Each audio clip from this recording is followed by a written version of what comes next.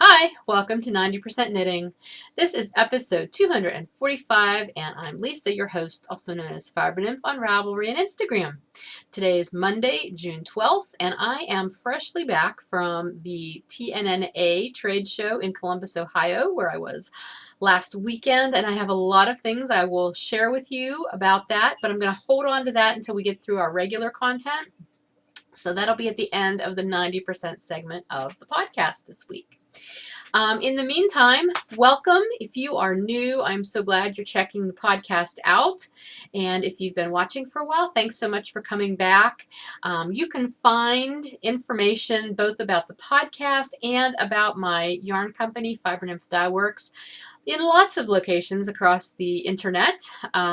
Most notably on Ravelry, you will find the show notes for the podcast in the 90% Knitting group, which is groups/90-knitting if you're looking for that, or just go into the groups section and you can do a search for 90% Knitting. There's also a Fiber Nymph Dye Works group on Ravelry, which is obviously information specifically about my yarn business. There is also a Fiber Nymph Dye Works Facebook page, which is actually an excellent place to go for information about anything related to my yarn or about the podcast. It's kind of a clearinghouse site that I use for pretty much everything. So that's a great place. Another great place to go to find information is the Fiber Nymph Dye Works account. Sorry, I was stumbling over that word. The Fiber Nymph Dye Works account on Instagram. I actually have two Instagram accounts. A lot of you are probably already aware of the Fiber Nymph one, which I've had for years and years. A lot of you follow me there, and I'm still posting to that one actively. However, I've taken my business-specific content off of that and put it into its own account, which is the Fiber Nymph Dye Works Instagram account. So I would really encourage you to follow both of those because the one is where you're going to get projects, things that I'm working on. That's my Fiber Nymph account, and plus some, other non-knitting related things, life things, I guess you could call them. And then my Fiber Nymph Dye Works account is where you will specifically get things about shop updates, new products, new colorways, promotions I might be running, contests, knit-alongs, any of that kind of stuff. The occasional Instagram-only coupon code, like flash sale kind of things. So yeah, please check both of those out. But that is where you can find me. And obviously, if you're watching the podcast, you already know how to find that.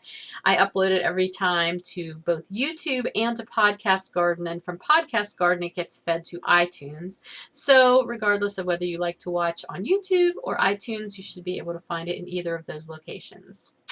Alrighty, let's get started. I have projects to show you.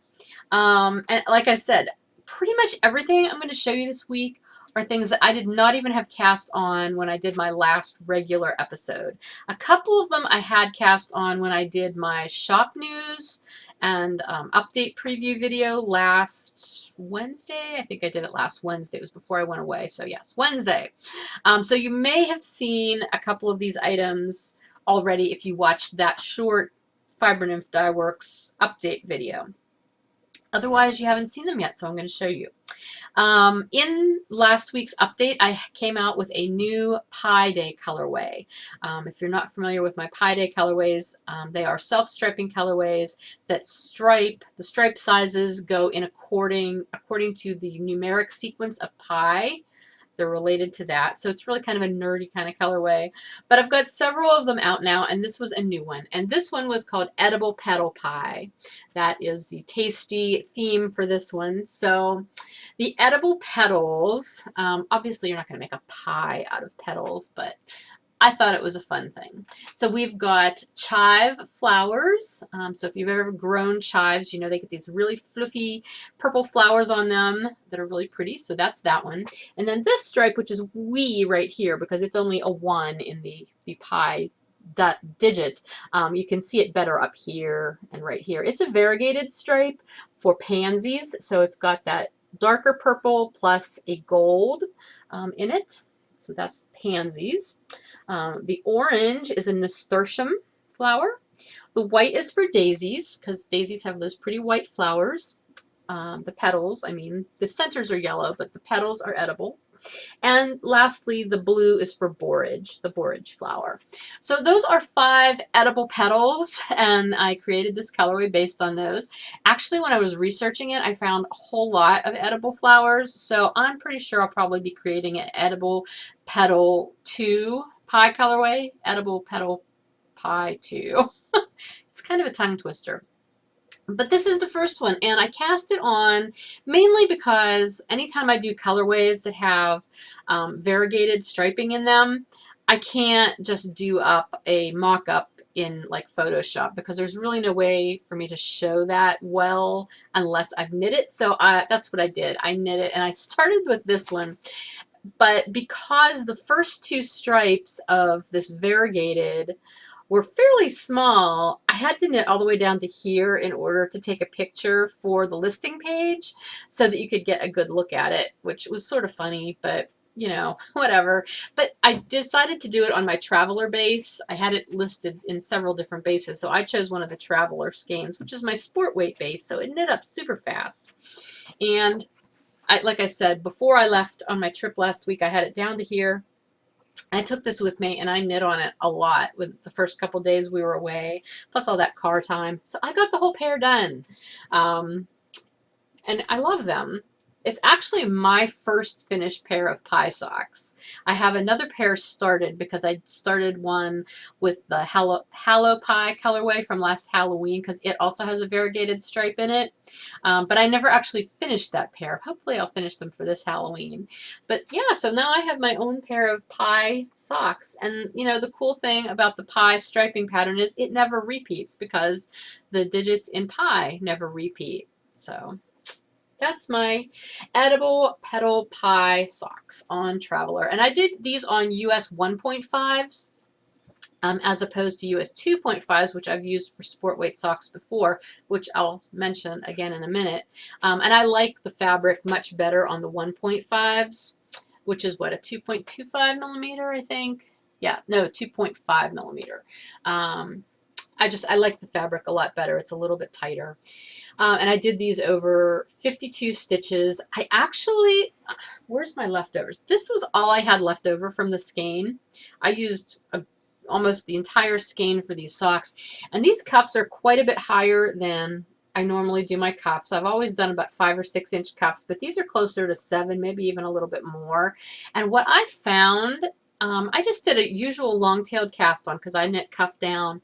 And for whatever reason, this was not as stretchy as most of my socks are. Like, these are actually a little bit tight up on my calf that high, which is odd because I've done other socks in fingering weight yarn using my normal 60 or 64 stitch cast on. And I had no problem with them being tight, even like at 8 inches. So I'm not sure why these felt a little bit tight. You know, it's an 80-20 merino nylon yarn, so it's got stretch to it. I don't know. Maybe my tension was just really tight or something when I was knitting these, but they're fine. They fit, and, you know, I'll have fun wearing them. I may just save them and use them as a shop sample for a while since they are a pie colorway. So, plus it's warm enough. I don't really need to be using sport weight socks at the moment. So. All right, so that's my first finished object. The second one is another pair of sport weight socks, and I need to switch and put them on my sock blockers here to show you. These, however, you have seen before. If I talk about it technically, you just haven't seen them in a very, very long time, because I started these socks back in February of 2015. It's another one. Actually, I'm just going to put one on the blocker, but I promise I have the second sock here too. And they're actually matchy, so if you see the one, you've seen the second one. This also is my Traveler Sport Weight base.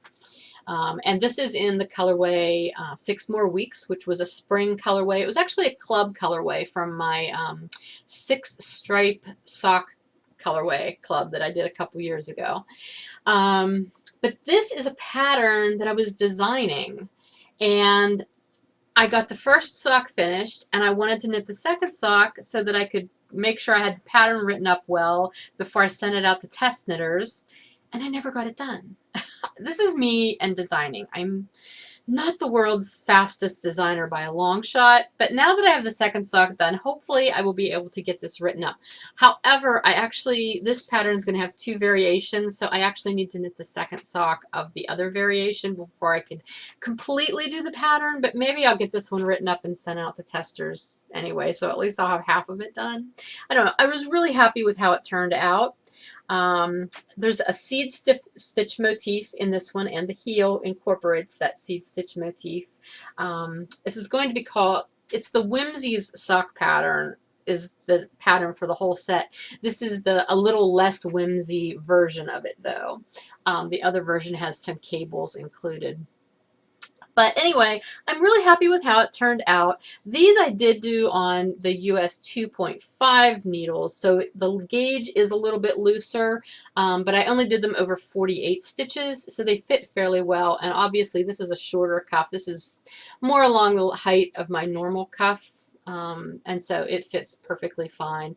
The fabric is slightly looser on these using the 2.5s, but it's not so loose that I feel like, you know, there's holes or anything in the fabric. It's just, I can tell the difference between these and these though, the fabric. There is just a bit of a difference. Anyway, so finally, after 2 years, over 2 years, I have a finished pair of 6 more week socks in a pattern that hopefully will be coming to you someday soon-ish. These are both Stash Dash eligible now that they're finished, and the Whimsy sock, the regular one that has the cables, is also one of the projects that I have on my list of Stash Dash projects for this summer. So hopefully I will move on and get that knit up. I should actually, because the second one of that is not cast on yet, I should probably cast that on like now, today, so that I can get that going and hopefully get that finished. At least I don't think I have the second one cast on. I'm going to have to check. I haven't looked at it lately. Anyway, those are my 2 pair of socks. I'm really on fire with socks for Stash Dash. I think that's is that my 4th pair of socks I've finished? It is.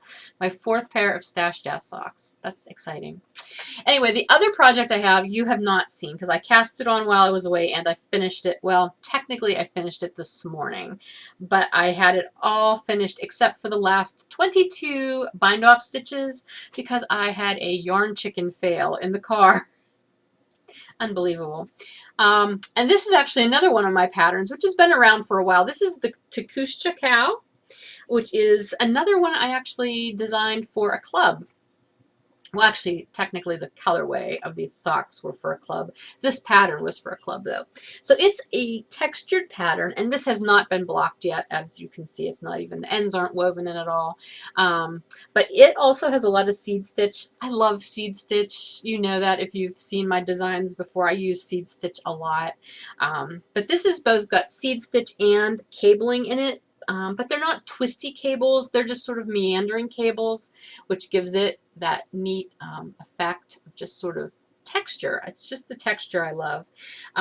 Anyway, so this is the version that is the longer version, like the infinity scarf version.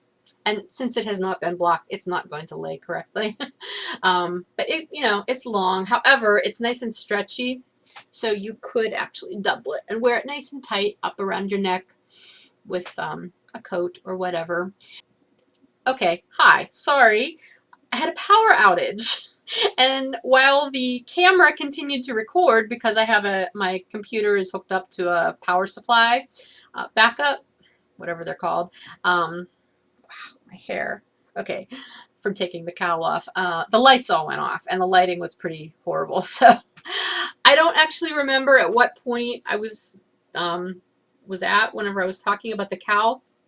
But I think I was saying that the cowl pattern is written to either be this long, narrow version, or there's a shorter, almost half, well, probably a little more than half that width, but it's wider. And it all uses one skein of my Bonafide DK weight base, which when I originally designed this KAL, I designed it for a club, and the yarn that came with it was the Bonafide, or I had another DK at that point in time that I only used once, and I used it for that club. I never carried it in the shop. I don't even remember what the fiber content was. It was very fluffy though. Anyway, I did them, but I did the gradients as just monochromatic gradients, and that's how I sold these for the longest time, because I would do these kits for shows and everything, and I was always putting the monochromatic gradients in them.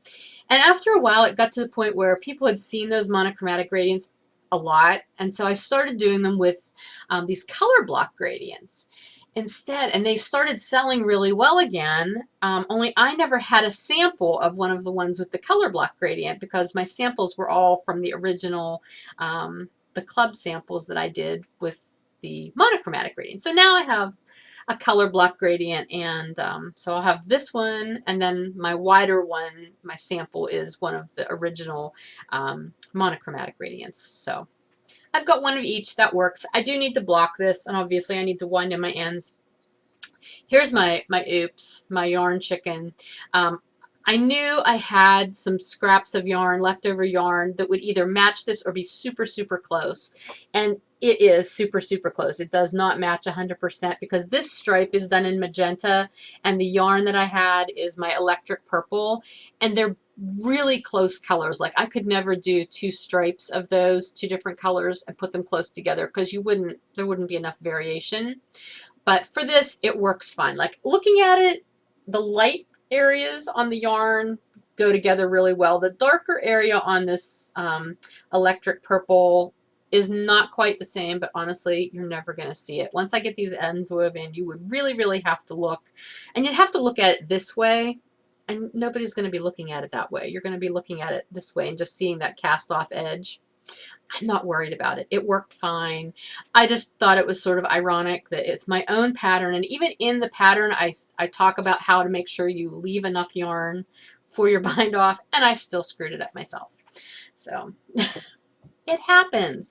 In my defense, I did not have a scale with me while I was traveling so that I could weigh it to make sure I had enough yarn left, so we'll go with that as an excuse. Alrighty, so those are my 3 finished objects, and in case you're keeping score, let me share with you what that brings me up to for my stash dash total. The Whimsy socks added 228 final meters. The Edible Petal Pie socks, which I didn't even have in my original lineup for Stash Dash, so that's a totally extra project. That gave me an extra 258 meters. And then the Takushta Cow, because I ended up having to use a little bit of extra yarn, plus this gradient, or this ball of the DK was a little over 100 grams to begin with, and I used every last bit of it. That gave me 222 meters. So my final meters at this point in time is 2,757 meters. So that puts me well over the quarter way mark to my 10,000 meter goal that I have for Stash Dash this summer. So I'm feeling pretty good about that. I have to say I did start out really with a lot of easy projects, either things that were very close to being finished, or, well, this wasn't even started, but it was not a difficult pattern to do either. And it's DK weight yarn. I don't know. I feel like I'm starting with the easy stuff. I probably need to dive into some of the more meaty projects that I have on my list, because otherwise I'm going to like get through all the easy things and then be like, oh, all I have left to knit is shawls and afghans or something. And that would be bad. I don't want to end up with that. So we'll see. We'll see what I work on next time. I do have a couple of other things that I did actually work on this week. Again, they were all things that I cast on after I recorded last. Let's see if I can find them. Oh, no, actually, this one you have seen before. And I honestly don't remember where I was on it when I showed you last time. So, oh, crap. I just pulled my needles out. Well, I pulled one half of the needle. Hey, so this is my socks for my daughter's birthday. I know I showed them to you. I'm going to just zing this needle right back in these stitches. Nobody panic. It'll be fine. This is my Squish 2.0 base, which is Corriedale and nylon. And the Corriedale has a little bit of a tooth to it. It's still quite soft to wear and to work with, but it does have a little bit of toothiness to it, which, oops, I missed a stitch, which means when you do things like this, where you accidentally yank a needle out of a work in progress, the stitches kind of like to just stay right where they are. See them? They're not going anywhere, which makes it super easy to just put your needle back in. There we go. All right, everything's cool. No stitches were dropped in the course of this video. Anyway, I honestly don't remember if I've done any more on this since I showed it to you last time or not, but since the bag's sitting here, I'll show it to you again.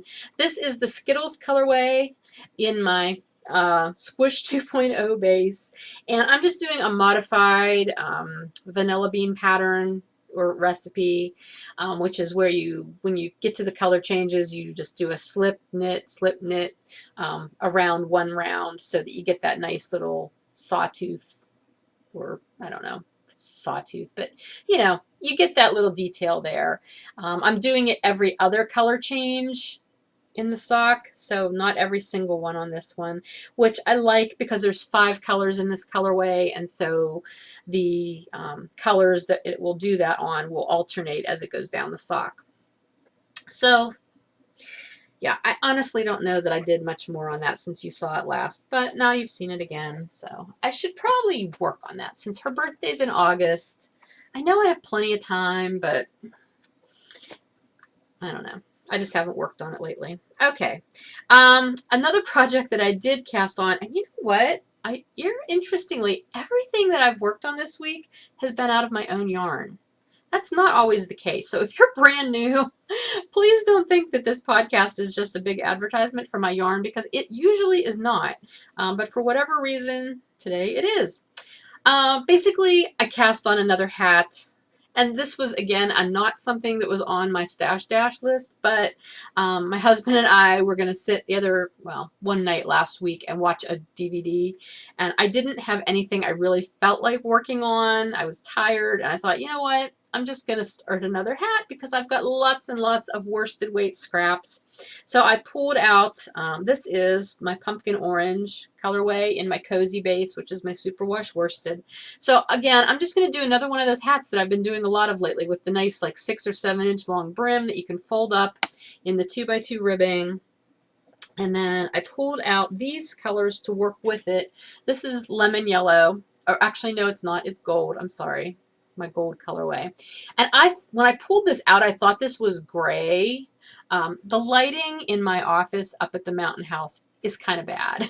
It's quite dim in there. Plus it was nighttime and I didn't bother to turn on the other lamp. So I thought, oh, this is gray, and it's not. It's a taupey color. Actually, it is taupe, not taupey color. It will work with these, I think, but I know I do have some gray around, like some leftover gray, so I may look for that because I think the gray might look a little better.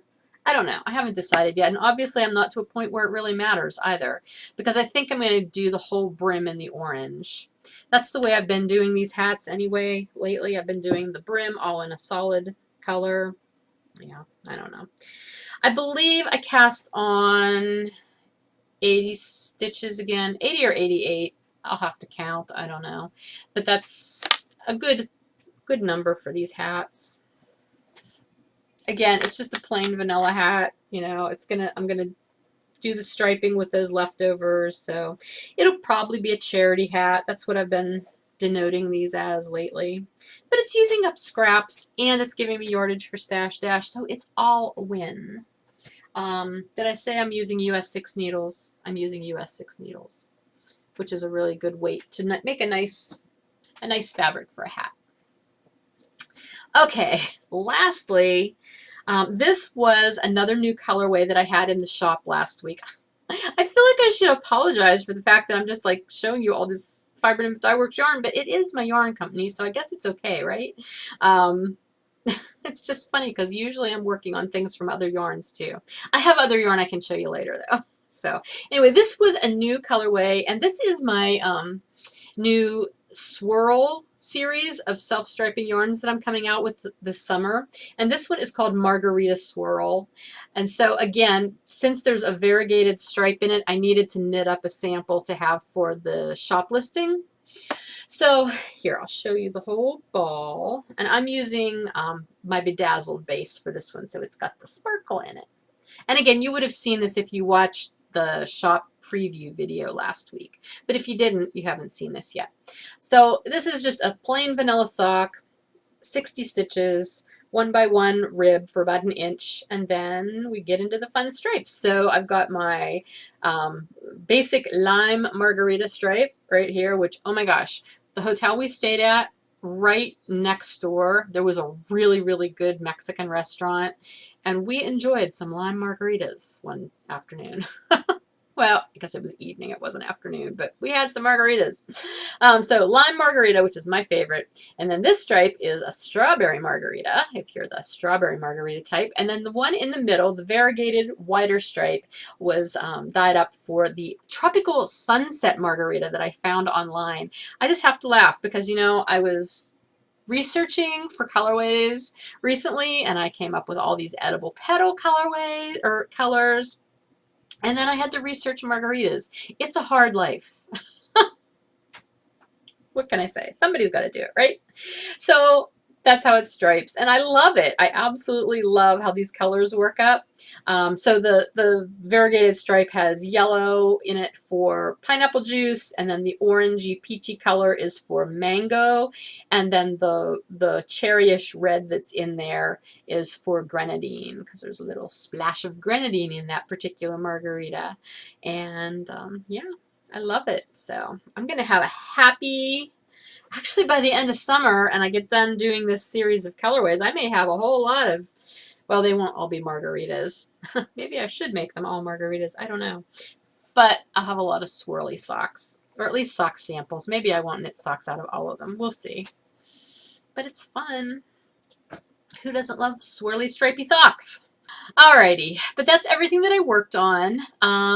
So let's move on to talking about the knit along, a year in the life of a knitter knit along. We are still in the spring quarter, even though I know it's feeling like summer, but June is our last spring month, so please be knitting your spring-oriented items. For the regular knit along, again, you're just posting in the spring chatter thread, which the themes are growth, life, and light. So your projects can be anything you want them to be as long as you can somehow relate them to those themes or the general theme of spring. And our June focus is lace weight yarn. So if you want to use lace weight, great, challenge yourself maybe. However, our June challenge is lacy luxuries. And for that, you do not have to use lace weight yarn. Your project just has to be something that's non-wearable, a non-clothing item. It can be an accessory such as a purse, but since a purse or a bag is not something you wear, it's just something you carry, that's allowable. But like jewelry or hats or cows, anything you're actually physically wearing, that is not allowed. You can use any weight of yarn for the challenge. It just has to you have to make sure there has to be a lace motif in it.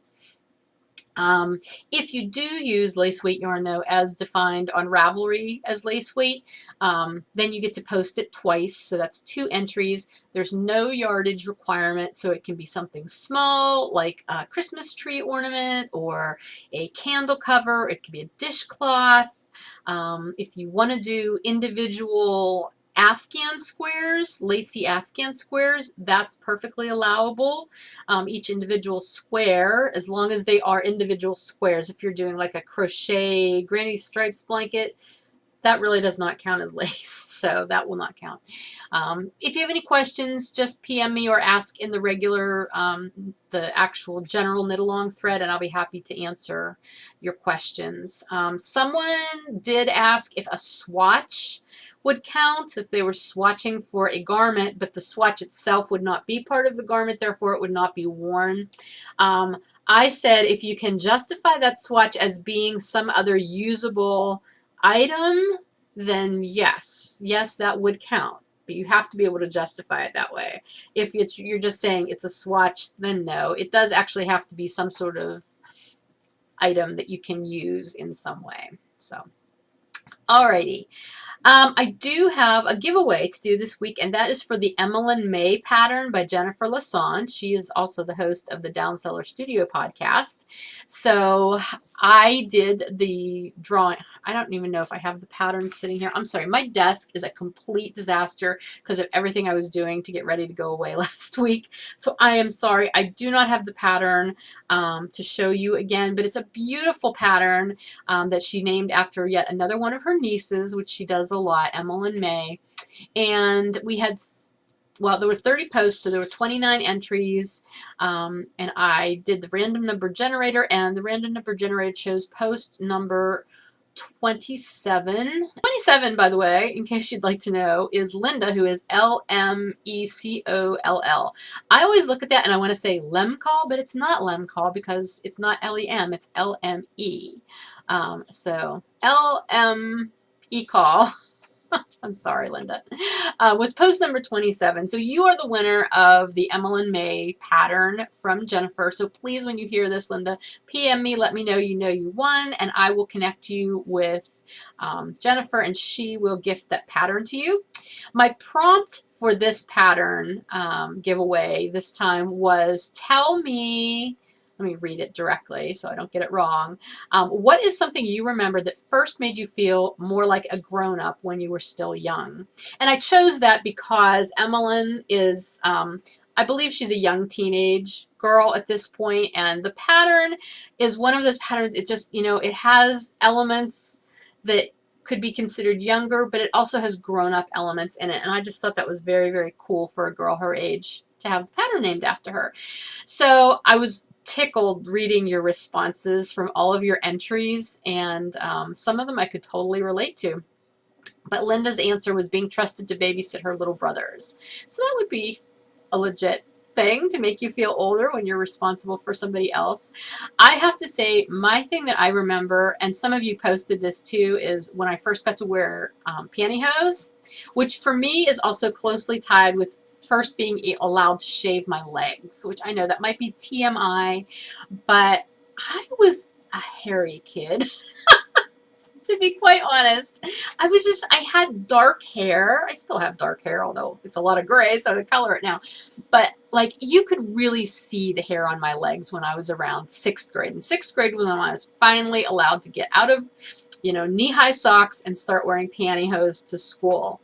And I just remember that so vividly because my mom allowed me to start shaving my legs, but only from the knee down. I was not allowed.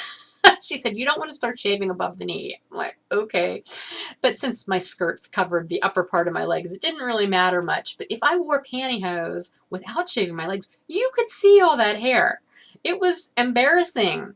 And so I just remember finally I was allowed to wear pantyhose, but then I got made fun of because you could see all this leg hair. And so I complained to my mom, I guess, and she finally let me start shaving my legs too. And I remember people stopped picking on me. I mean, I know it was probably called bullying now, but you know, I was a shy, quiet kid, so the last thing I wanted was anything that drew attention to me. And so, yeah, that's my memory of when I started to feel grown up. I was allowed to start shaving my legs and wearing pantyhose. Okay, so anyway, congratulations, Linda. Like, you probably really wanted to know that fact. Anyway. All right. I did want to mention some knit-alongs that are going on. And some of these I've already mentioned. Obviously, Stash Dash. And I am not at all involved in Stash Dash, but since I keep referring to it, I wanted to remind you that that is something that the Knit Girls are doing. The Knit Girls podcast, they do that every summer. I believe it's their 6th summer in doing it now. 5th or 6th. Anyway, go to their group and watch their podcast if you want to know more about Stash Dash. It's a lot of fun. It's basically you're just competing with yourself, and it's a great way to finish up works in progress and also work towards getting a lot of stash out of your stash. There's also the Downseller Studio Splash Pad Party, which, again, Downseller Studio is a podcast, an audio podcast by Jen, who is Boston Jen, Jennifer Lassonde, the designer of the Emelyn Mae pattern. It's all kind of circles together. Anyway, she has done the splash pad party. Now this is the second year, and I'm actually one of the Pro Shop sponsors for that. So that's where that, well, you didn't get to see that today because I didn't work on it last week, but that Bold Berries Swirl Splash Pad Parfait colorway, which was actually technically my first swirl colorway for the summer. That's where that came from, or came in. So anyway, if you use any of my yarns in the splash pad party projects that you do, I think you get extra points. So since I'm one of the sponsors. And lastly, there's also a KAL going on through the Actually Knitting podcast. If you go over to the Actually Knitting podcast group, you will find all of their information about that that KAL, and I'm one of the top billing sponsors for that KAL as well. So I'm offering a prize, and there may be a little discount code that you can use throughout the KAL as well. So you might want to go check that out. Okay, so that is KAL information. And then don't forget, we also have the Summertime Stripes, our Summertime KAL going on over in the Fiber Nymph Dye Works group. I would be remiss if I did not mention that because that's my own KAL. But that's in the Fiber Nymph Dye Works group, which I was going to wait and mention that during the shop news segment afterwards, but since we're on KALs, I figure it's okay to mention it now. June is for stripes, so any of my self-striping yarn that you are using, if you've started your projects in June and finished them in June, they are eligible for that knit along as well. So head on over to the Fiber Nymph Dye Works group and you can find out all of the information about the Summertime KAL. I'm not going to say all those S's every time I say it, but that's over there. Okay, so what else do I have to tell you about TNNA? That's my last thing. There's so much I could tell you about, but I'm going to try to keep it succinct because I know not everybody might be interested in this. If you don't know, TNNA stands for the National Needle Arts Association, and it's basically a trade association. So it's for people who work in the industry, you know, yarn companies, designers, dyers, shop owners, you know, wholesale companies who wholesale to people in the industry. I've looked into TNNA membership several times over the course of having my dyeing business. I never really was sure if I was a good fit for that because indie dyers, I don't think, seem to be overly represented in TNNA, but they're there. And so earlier this year, a few things struck me as, you know what, this might be a really good thing for me to do. So I bit the bullet and I decided to join TNNA. And it was just in time for me to register for the June trade show, which takes place in Ohio. It was in Columbus this time. I think next year it's in Cleveland, maybe. But it's in Ohio in June, and then they have a winter one that's out west, which I will probably never get to, but that's okay. I think the June one is usually the biggest one, is from what I've heard. Anyway, so I registered to go to the TNNA trade show, and I had goals. I figured I needed to know what I was doing, because this is not the same as just going to like a fiber festival or something. It's not a consumer-oriented show. It's not something the general public can just go to, really. You have to be a member of well, you don't have to be. There's other ways to get in, I guess. I don't really fully understand that, but mostly it is for people working in the industry. It's not a show where you're going and you're going to come home with a huge stash of stuff you bought. There isn't. That's not an element of this. You can place orders, like if you're a shop or something and you want to place a wholesale order, you can do that there, but you're not coming home with, you know, like you do if you go to Maryland Sheep and Wool. It's not that kind of an event. So anyway, I had goals, and my main goal was to just check it out in general. See if this was something that was even going to be beneficial to me as a dyer. And just see what it was all about. So I feel like I met that goal pretty well. I did get to go to it, and I did a lot of things. Another one of my goals was to take some classes. That's a really wonderful element of TNNA, is they offer classes for a lot of different areas of the industry. One of the classes I took was a business class by Patty Lyons. Patty is actually a designer as well, but she's been in the industry in a lot of capacities over the years. So she did teach a business class. She taught a number of them. I only took the one. It was on pricing strategies, which seemed applicable. A lot of the business classes did not seem like they would really be applicable to me, just because I do not have a brick and mortar shop. I'm just an online shop. And there's a huge difference in a lot of ways. But the pricing class was good. Largely, it made me feel like I kind of already knew what I was doing with regard to pricing, because I find that to be one of the hardest things to do as someone who has their own business. But I felt like I was pretty on track, so that made me feel good. And I did learn some new things too. And then the other class I took was a design class.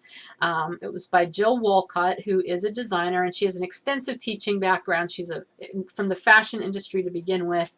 And the class I took was on grading patterns. Now, I've never designed a garment that needs to be graded into different sizes, and that's largely because I never had any point of reference for grading patterns.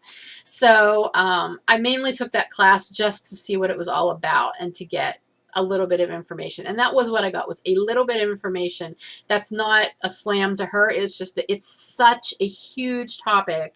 And she even said, what you're going to get in these 2 hours is basically the tip of the iceberg, and it's a small portion of what she actually teaches as a semester-long class. So I was very quickly overwhelmed by the information she was giving us. I followed along. Like, theoretically, I could understand what she was saying, but like trying to put it into practice and the numbers and where it all goes and how it works, that I'm going to have to spend a lot of time actually looking at the handouts she gave us to get a better grasp on that. But it was very interesting. And I went into it not so much because I think I'm ever going to want to design a lot of sweaters or anything, but I went into it more from the standpoint of I want to understand how patterns are written better, how grading is done or how it should be done, and how I can maybe apply that to modifying patterns for my own benefit to make them fit better. And I do feel like the information I got from that class was beneficial to me in those ways, or will be as I work with that information. So I was really happy with both of the classes that I took. They were very well done. And both of the instructors were very, very good and knew their stuff. So I was really happy with that. My next goal was basically just to network. I wanted to meet people and talk to them. Obviously, see, it was kind of tricky because I was not there as a shop who was looking to make wholesale orders for yarn or for other things that you would find sold in yarn shops. That wasn't why I was there. So it was interesting trying to balance that, as I did talk to people on the trade show floor, the booths and everything, because I felt like I needed to be careful that I didn't just walk into a booth and let somebody start giving me their pitch, assuming that I was a shop, because my name badge, here's my name badge, my official name badge, it says Lisa Cannon, Fiber Nymph Dye Works, Trafford, PA, owner. Okay, I am the owner of Fiber Nymph Dye Works, but there's no way for them to know that this is not a regular shop. And I didn't want to waste people's time, basically. So I very quickly learned that as I greeted someone in their booth, because everyone was very, very friendly. They say hello, and before they could really launch in, I would say, hey, let me tell you a little bit about what I do. And that way they would know right up front that I was not a shop owner. I was not looking to place a wholesale order with them. But here's what I do. And if they were a yarn shop or a yarn creator, a lot of it is yarn that I enjoy using. And I would let them know, hey, as a shop, I'm not going to carry your yarn, but I also have a podcast, and I talk about all the yarns that I use, because I use yarns other than my own, usually. Honestly, today I didn't, but ordinarily I do. And they were really happy to hear about that. And some of them were very, very interested. And they're like, oh, well, let me know what your podcast is. We like working with podcasters. Some of them were like that. So that was a really excellent way to connect with people and find out things. Plus, I got to find out what new yarns were going to be coming out. That was a lot of fun. But I also talked to a lot of the vendors who were non-yarn vendors, who had, different types of products either products. I mean, again, they're not things that I would sell necessarily in my shop, obviously, but they're ones that I would use as a knitter, not necessarily as a dyer, such as Soak. So Soak was there, and there was a thing on Friday night called Sample It, so that not all the vendors took part in that, but a good number of them were there, and you could like cash and carry basically some of their new products that they were trying to get out. So this is a new scent. It's a pineapple scent of Soak. It smells really, really good. So I was able to pick up one of those, and I can tell you about it once I use it. I mean, I've used Soak before, but this little set has both the Soak, it has hand lotion, and it has something called Flatter, which I've heard about before, but I've never used it. It's a smoothing spray, and you can use it, I guess, when you're ironing, but you can even use it without ironing. So I intend to be able to use this and tell you guys about it. I actually got a second one of these that will be a prize at some point in time, too. So it was things like that, and there was other vendors that, like bag vendors and stitch marker vendors and things like that, and I talked to them and said, hey, you know what, I like to do collaborations, and would you ever be interested in collaborating on kits, limited edition kits or whatever, and most of them were very open to that. So I feel like I was able to work with a lot of different people that I never would have known about otherwise. So that was very, very cool. Who else? And I did get to meet some designers as well, because again, that was more of a collaboration thing. I like to be able to collaborate with designers, and I provide yarn support to designers. I'm happy to do that. If you're a designer and you need yarn support for something you're working on, talk to me. I love to do that. But to do kits, like I've done with Melissa from Meltran Designs and Sarah Jordan, I've done kits with their patterns and my yarn. I love doing that. So I was trying to meet designers. The designers were a little bit more difficult to meet because I don't think their name tag said designer, at least not that I noticed, but I did happen to meet a couple of designers that way, just at the show. So that was really fun. Getting to talk to them and find out, the kinds of things that they do and everything. So hopefully I'll get to work with some of them in the future, and you'll get to see that stuff come through my shop eventually. So anyway, those were my major goals. My sort of sub goals from all of that was basically just to find out what I needed to know for next year, like finding out what I didn't know, knowing what I didn't know. And I feel like I did that because I have a better sense of what the show is all about now, and how I can be better prepared to go to it next year, especially when I'm talking to people. Not so much because I want people to give me stuff to sample and show on the podcast. I was very clear about that when I was talking to people about, the fact that, hey, I have a podcast and I like to review things and tell people about things that I use. Because I don't typically do like really rigid reviews, but I do talk a lot about what I use on the podcast. And some of the vendors, it was funny, they were a little wary as soon as I said I have a podcast, because I think they were expecting me to say, hey, do you want to give me free stuff that I can talk about on my podcast? And I never do that, ever. If anything, a few of these vendors, I said, would it be possible for me to purchase something at wholesale, so that I could use it, and then I can also talk about it on my podcast. And almost all of them were absolutely open to that. So that was awesome too. I only had one vendor who was like, yeah, what are your numbers? Like, she wanted to know how many people watched my podcast. Totally legit question, by the way. I'm not, criticizing her for asking that. I did not know those numbers off the top of my head. I haven't looked at them in a while. And so that's one of those things. Like, okay, now I need to know that I should take that information with me when I go next year.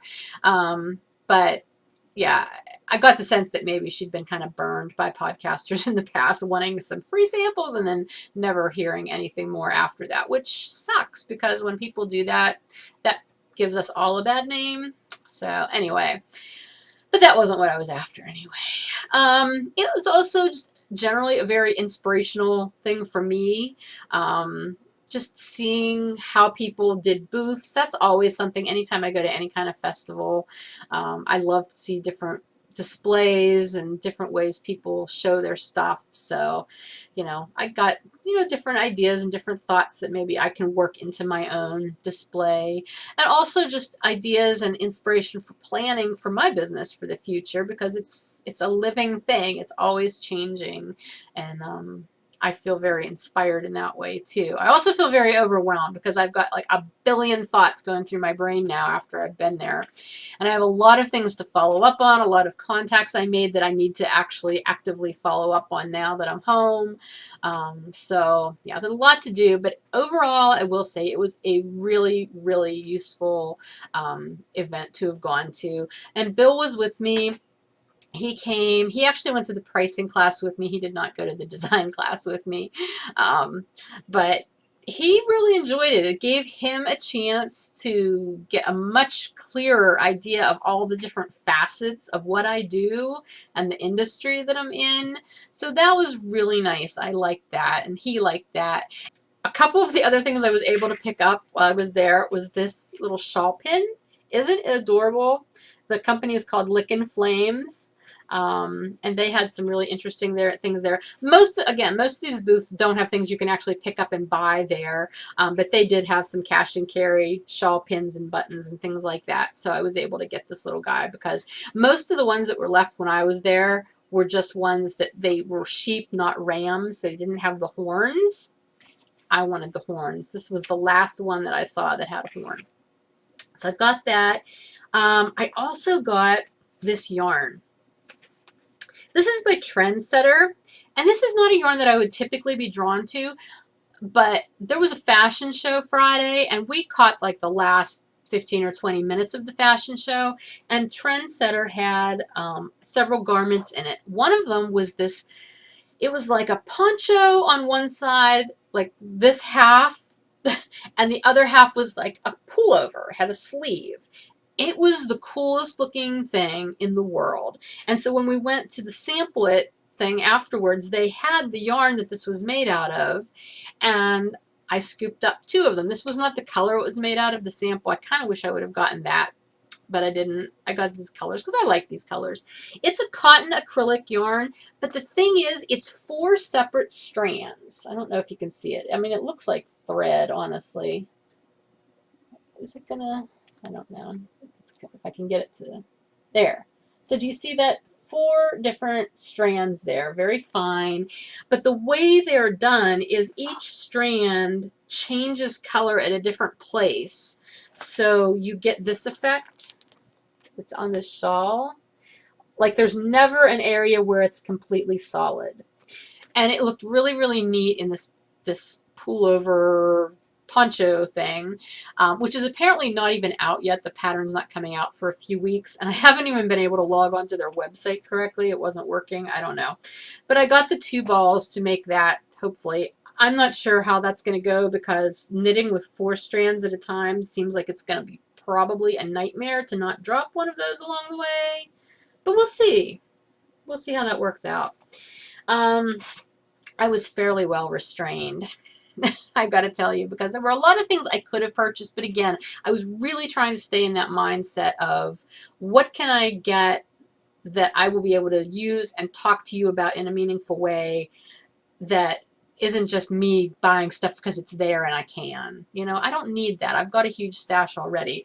I really wanted to do something new and something different, you know, pick up those kinds of things that would be useful from more of the podcast sense.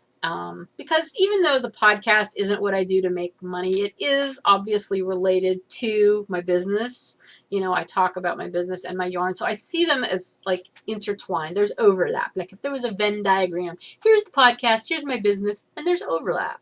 And so I really was looking at all of this stuff in that way, like things that can benefit you, even though they're not directly related to my business. Does that make sense? I hope it does. All right. Honestly, 10%. I don't have a whole lot to tell you because last week, since I podcasted last, was mostly working a lot before I went away, and then I was away. I will say, like I said, we went to, did I say this already? Oh gosh, I know I don't remember if I did or not. I don't think I did. We did not stay right at the convention center at any of those hotels, mainly because by the time I registered, the affordable ones were already full, except for the Red Roof Inn.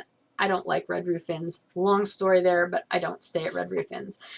So we ended up staying at a hotel in Pickerington, Ohio, which is about 15, 20 minutes east of Columbus. And the reason we chose there was because the American Motorcycle Association Museum is there, and Bill really wanted to take me to this. So we did do that on Friday during the day because I didn't have anything to be at until Friday evening at the trade show. So we went to that, and that was very, very cool. We had fun there. Took one picture. We were horrible with pictures, and I took no pictures at TNNA. Yeah, I'm a horrible podcaster in that way this time. But anyway, we did go to the motorcycle museum. That was really neat. And then on our way home yesterday, we stopped in Ohio at the Wilds, which is this really large, I forget how many acres. They have tens of thousands of acres. Well, at least 10,000 acres of land that was reclaimed strip mine land that now has been turned into a wildlife preserve and conservation area. And so they have a lot of these species, like there was zebras and giraffes and species of animals that I can't even remember what the names of them were. But all these kinds of animals, like safari-ish types of animals. But the area is so big, because I told Bill at first, I'm like, this is kind of weird. Like, these animals don't belong here. Why would they be here? But as I learned about it, like, they were, the area is very nice. They're well cared for. They have plenty of space. And they're using these animals in order to help learn about them. And they're all like ones that have been endangered or are endangered. So they're trying to, conserve these animals and help bring them back into the wild. So that was really very cool. So we did this safari thing. It was like a 2.5-hour thing where they put you on a bus and take you around. And our bus driver, tour guide, she was fabulous. She was, had a wonderful personality and made it a lot of fun. And we got to see all kinds of cool animals. I do have a lot of animal pictures. Maybe if you look on, I think I put them on my regular Instagram account, Fiber Nymph. I probably won't put them on the podcast at the end just because this is already going to be kind of long. But yeah, it was a lot of fun. We had this ostrich like come right up into my face, basically. I got a good picture of him too. So anyway, we did that. And then as we were driving home, we hit Cabela's because we don't have a Cabela's close to us. And I just love going in Cabela's. And so did Bill. Bill actually wanted to look at a couple of non-hunting oriented. He doesn't hunt, but it's sports good kind of stuff. So we stopped at Cabela's, and then I took a bunch of fun pictures in Cabela's because they have all the taxidermied animals, and they have a lot of big bears going, like that. So I was having Bill like, here, stand right here. So the bear was going like this to him, and I'm like, look scared. He's like, I'm terrified. He would not play along. I was so, I wanted him to be like this. So anyway, I have bear pictures also on my Instagram page, but they were fun. And then we finally got home. So it was a good trip. We had a lot of fun, but that would probably be my 10% for the week is Cabela's and the Wilds and the Motorcycle Museum, which were all sort of associated with a 90% thing of going to the TNNA show. As far as shop news, thank you so much to everybody who shopped my update on Friday. That took me a little while to update or to activate because I was on my phone in Columbus, but I managed, and I appreciate everybody who shopped that. I will have more of the new pie colorway and the swirl colorway in the shop in the next update. There's still like, I think maybe 1 or 2 skeins of each left in the shop now on like one base. I have them on multiple bases, but there are still a couple available if you want to check those out. The soft blanks mostly all went really, really fast. There's still a good bit of fiber, and the minis, those mini sets that I had, they're still in there. So if you missed the update last Friday, there's still stuff in there. And again, like I said, I'll put some of those new colorways. I'll be putting more of those up in the next update. I just don't have the date for the next update yet. Having been away for 4 days, 5 days, however long we were away. 5 days, I guess. 4 days. Sorry. Kind of cut into my dying time, so that's what I'm going to be doing the rest of this week, is getting back into that. So as soon as I know when the next update will be, I will let you know, even if I do not get to do a recording between now and then. Like I said, the best places to find out about it is either the the Fiber Nymph Dye Works Facebook page, the new Fiber Nymph Dye Works Instagram account, so at Fiber Nymph Dye Works. Please subscribe to that. You know what? Even if you aren't, well, no, I shouldn't say that. I would really appreciate it if you'd subscribe to the new Fiber Nymph Dye Works Instagram account, because that's one of those things that a lot of these people I talk to ask me, how many followers do you have on Instagram? Instagram's a huge thing. So business-wise, it also would really help me out if you would follow, but it also helps you out because then you have one place that you know I'm posting business stuff and new colorways and things like that and update information. So I'll just ask nicely, please, if you wouldn't mind following there. That would be awesome. Anyway, Instagram, Facebook page, and of course the Fiber Nymph Dye Works Ravelry group. There's an update thread in there, so I always post when I put new updates going up ahead of time, obviously. So, all right, that's everything I've got for you this week, and thank you so much for watching. I will be back next week with more and probably projects that are not just out of my own yarn. That still makes me laugh. All right, that's everything. Take care. See you later.